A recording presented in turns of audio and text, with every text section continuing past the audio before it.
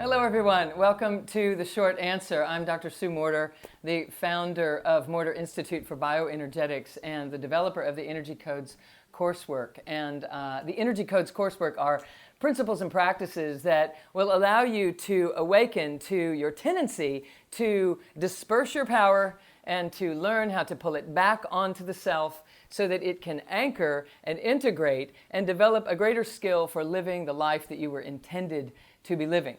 That is not possible until we start to learn to build the energy inside the system in a productive way that allows us to transcend our primitive brain and move up beyond our survivorship and our fight or flight responses and into another way of living. And that other way of living is the one that you were intended to be living. And it is as the essential self that is not subject to proving something or fitting in or trying to defend anything. It's really centered in the truth of the flow of consciousness that you are. So we're here right now in my home and coming to you with a short answer from our level 4 coursework. And so I have a room full of amazing, brilliantly bright, intelligent people here. Well,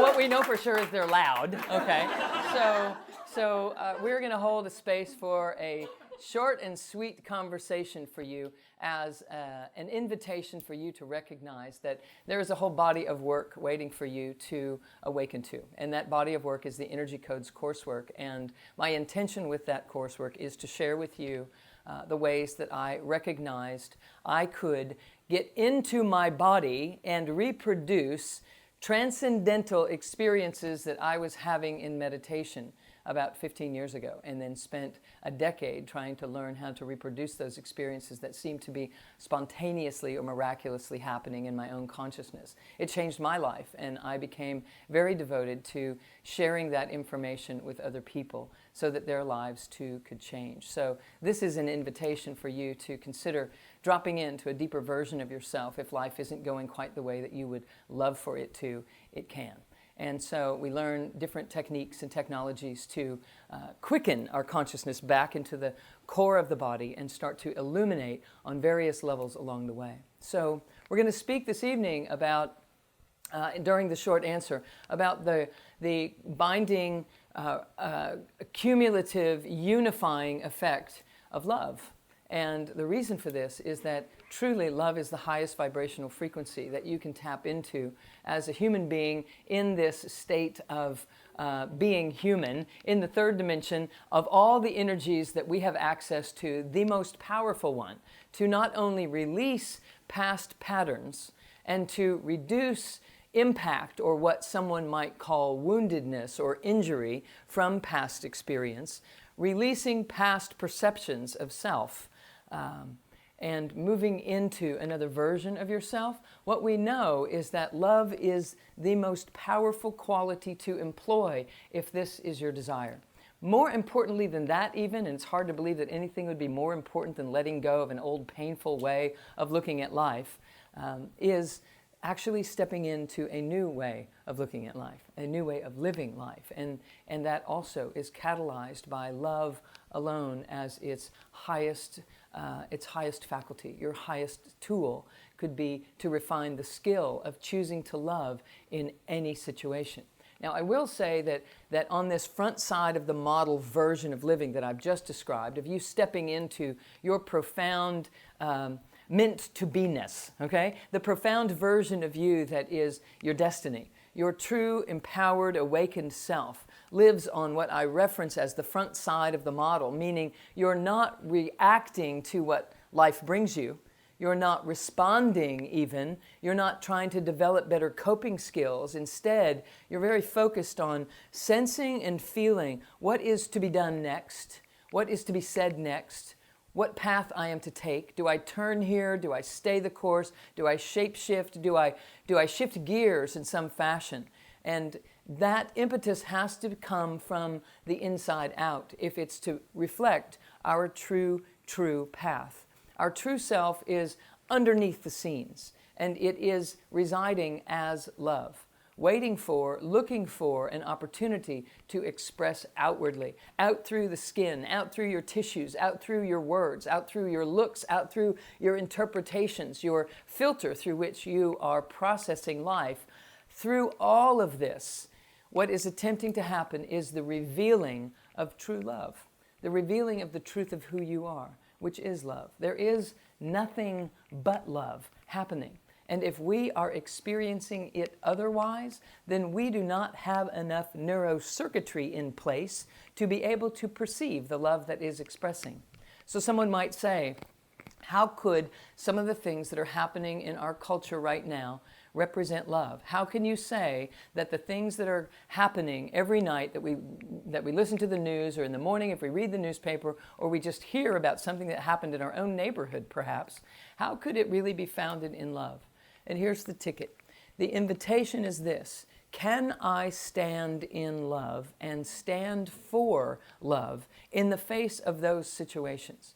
Because if I can do that, if I can stand for truth and allow that love to flow through me and stay in the presence of that when I'm hearing about these things, when I'm wanting to stand and make a difference, when I'm wanting to take action, can I converse about it from the highest perspective possible?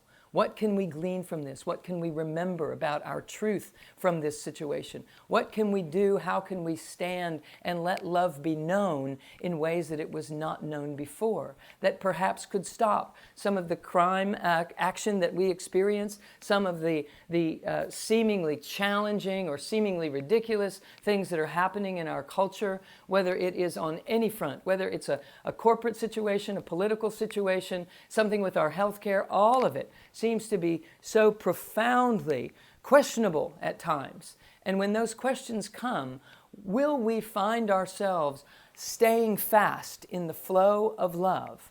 Or will we default out, get pulled outwardly into the wobble, into the chaos, and get caught up in the argument, get caught up in our triggers being tripped? Or will we stay the course, meaning stay on core, deep in the heart space, and allow the triggers themselves to be dissolved, and allow ourselves to be the bringer of the solution, to be the one that brings the stabilizing presence when everyone is going into the chaos? Can I be the one that breathes a steady breath that allows my energy field to bring something different to the mix? If I can do that, if I will do that, is really the only question at hand. The question is, will I build the wherewithal to do that? Will I build this neurocircuitry to be able to stay in love when there's such an invitation to come out to fear or to come out into anger? Can I be the one that says, what can we learn from this? What can we realize? What can we claim in this moment instead of getting angry? Can we walk into the situation and speak what is on our hearts and on our minds from the place of love? It's easier to do when we have the circuitry in place to do that. And so the basic foundational principles that we teach, of course, are to mula bandha, to squeeze the abdominal muscles and the muscles in the pelvic bowl and squeeze behind your heart and take a breath up and down through your central channel. Because if you'll just do that before you speak anything, before you take any action, there's a greater chance for the vibrational frequency of love to infuse itself in that action that you would take. In fact, the action that would even occur to you to take will be more founded in love if you will take that central channel breath before you move a muscle, before you complete any other thought, before you draw any conclusions about the rightness or the wrongness of the people or project any kind of prejudice on anything. If we can bring the loving presence of the breath itself, this conscious, loving breath of presence to any situation, we draw these things together in a fashion that allow new solutions to be found. What I know is this: our culture is facing an opportunity to mature itself radically at this time. We are faced with so much opportunity to choose, as Sophie, she agrees completely, we are faced with so much opportunity to choose, to be angry and fight back, or to be grounded in love powerfully, to take that anger and use that to be the power, the passion that we breathe, this loving presence, and then walk into bringing wisdom to the mix. When circumstances are challenging and upsetting, it is a call for us to action, but it is not a call to go into action into war. It's a call to go into action differently. It's a call to awaken to the love that we are. And so, in the breath of loving presence, we will find a new solution to the circumstances that are rising in our culture at this time. So the invitation is this, to choose love. You'll have every opportunity not to, and the real question is, will you? Even in the face of complete logic, complete rational circumstances that would guide you into wanting anything but that, it's a simple question. Will you choose love? I'm interested in choosing love. You guys interested in choosing love? Yes. It's about the love. Blessings to you. Namaste. We'll see you in the masterclass in just a few moments.